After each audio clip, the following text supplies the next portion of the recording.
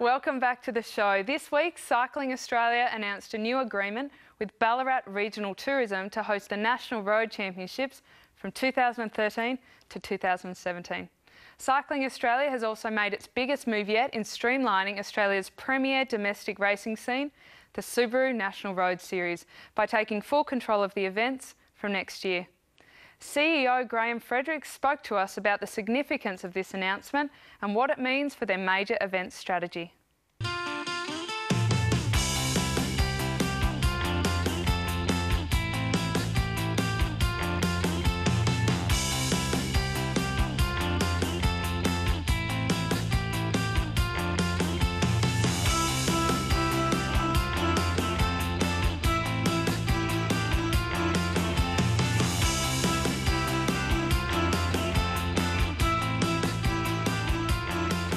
It's been part of our major event strategy at Cycling Australia to acquire back some of the major events that such as national championships, that we have been, leasing out on hosting agreements over over many decades now, and take back control of our core event inventory and to be able to commercialise them and build their profile and status in our own right, and that's very difficult to do when you're splitting the parties that are taking the rights to the events. So the move to take the Road National Championships back under our wing, and it does a number of things. It forges our relationship with Ballarat City Council, who have been very strong supporters of cycling and are continuing to do so. So that is now a very entrenched relationship for the immediate future.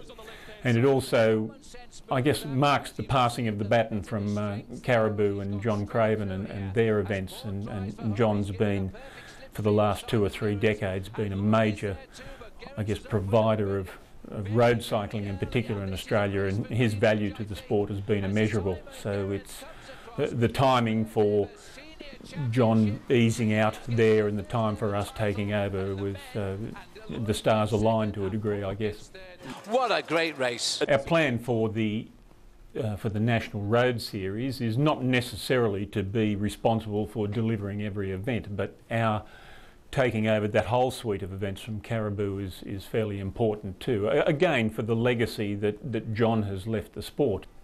It allows Cycling Australia to, gain additional event-based inventory for our commercial programs, and it also allows us to retain the legacy that John's built up over a number of years. So to that end, that strategy fits very well. Most major sports in Australia have control of their own events, so to speak. It's been traditional in cycling to, have a lot of private promoters, and we're still very much encouraging private promoters, and we want them to thrive and we want them to generate events as well. But in terms of taking control of our broadcast product and taking control of our commercial product, there are certain key events, such as national championships quite naturally, and key international events that we feel that we should have more, say in how they're run than we probably have in the past. The success of this year's Road Championships was a team effort from all the parties indeed. It was from Caribou, it was from the City of Ballarat, it was from Cycling Australia, who were moving into, before we had the actual rights to take over the event, but to move in and start to influence its growth in profile and add that commercial factor that we hadn't been doing well as a sport. Up until recently, our income streams were mainly from government and from membership, and we really didn't have a commercial product and a commercial operation as such. So moving into that area, it was logical that we had to have more control over the events and to be able to influence them, and certainly, not only those 3 parties to the championships, but also through SBS and Subaru and their ability to produce the live broadcast of the events was also a big impact on the stepping up of the National Road Championship. But look, our vision for the National Road Series is it to become a genuine national league for the sport of road cycling, and we believe it's moving in that direction. The interest in it, and both in the online and the broadcast and the participation, it's all building very nicely. Our goal is to have a suite of events that are really going to be I guess, going to set a standard. Now, that may mean that some of the existing events may not be there in the future. That's up to them, to be quite blunt about it. And there may be new events come on, or we may take a core of events and just build them and make them. But the real aim is to make sure you have a suite of events in the National Road Series that are really reflecting the sport in its best light and really putting across road cycling in a professional manner. A number of people coming to us and suggesting that we might be interested in taking over their events. There are others who are very keen to retain them, and if they're able to do that on a commercial and financial basis, then I think they should do so. Our goal and our role is to ensure that the standard of the series events, whether they're conducted by us internally or whether they're conducted by a promoter, are reaching the standard we think is appropriate to promote road cycling domestically in Australia.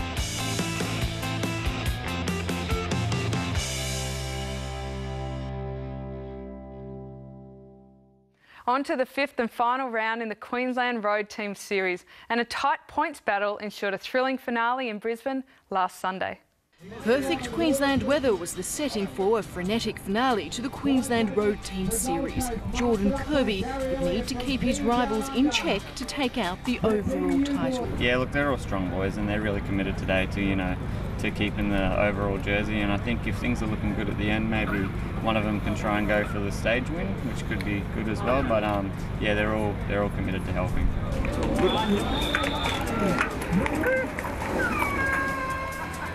From the start, attacks came thick and fast on the short 1.4 kilometre long circuit, but the unrelenting nature of the course made it hard for the breakaways to gain a substantial advantage. The intermediate sprints were hotly contested, Luke Davison taking the first amid protestation from green jersey holder Alex Waller. The second sprint also dominated by budget forklift riders Luke Ockerby ahead of Mark Williams.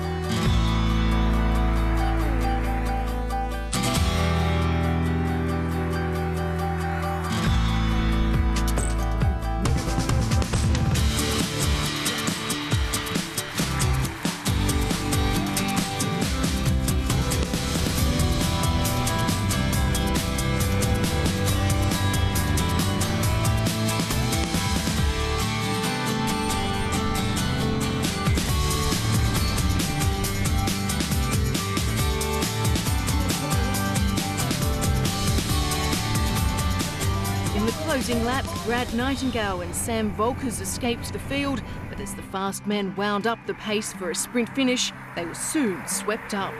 The teams of Eclipse Pro Cycling and Budget Forklifts strung out the field in the final, Budget with the superior firepower taking all three podium positions. Luke Davison adding to his tally of wins, along with Ryan McAnally and Sam Whitmitz. The team happy to have also taken out the team's classification as they work towards success at the Tour of Gippsland. The timing of all this Queensland Series has been great. It's almost like the weekend before a National Series race has been the Queensland Series race, so they've been perfect preparation for the National Series. And very relieved to have survived the 90-minute finale was series winner Jordan Kirby. Especially coming in those creams and stuff, everyone's argy-bargy and it does get pretty dangerous on this course because it's so fast. So we were very happy to keep the jersey overall. That was our main objective for the day, and we just marked the moves and tried to stay upright, and it worked out for us. Alex Rollo kept a 25-point buffer to retain the Sprinters jersey, while Christian Jewell edged out Peter Hertzig for the King of the Mountains title. Series director Mike Victor is satisfied with the progression of the riders. What we started out to achieve last year, I think we certainly got part of the way there, but this year has been that much better. I'd suggest that in the future we'll see some of these riders that will be riding in Europe and bigger teams in the big league, for sure.